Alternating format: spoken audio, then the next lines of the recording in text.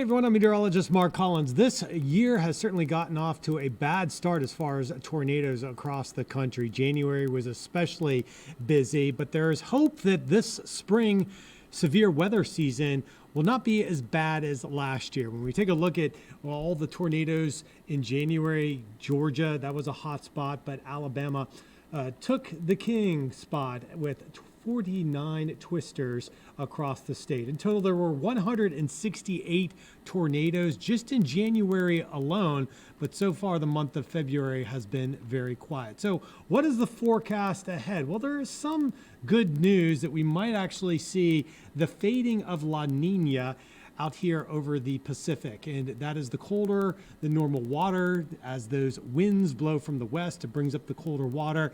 That pattern is also very good for kind of holding back the type of tornadoes in Florida. El Nino is the one where during February and the winter months can spawn more tornadoes in Florida. We're not expecting to see El Nino develop here as we head into the spring season, but La Nina also increases the amount of tornadoes across Dixie Alley. Take a look here at this forecast, and you can see how the jet stream lifts a little bit further north, and that typically creates the wind shear as warm air comes out of the Gulf of Mexico.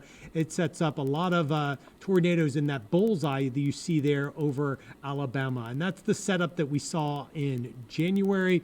But with La Nina fading, we're going into more of a neutral situation in the Atlantic.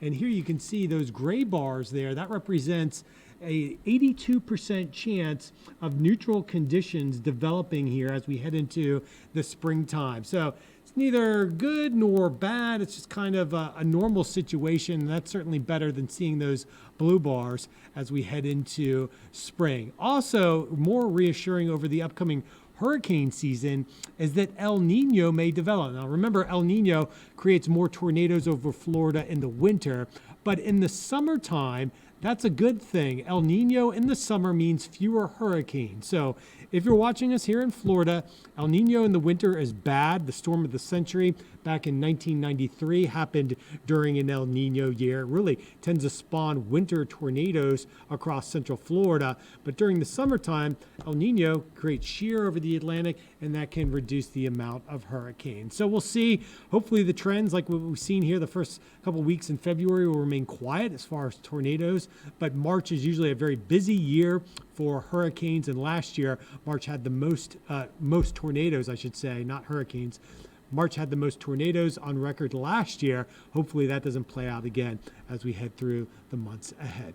I'm meteorologist Mark Collins. You can read more on Channel 4, the local station. That's news4jax.com.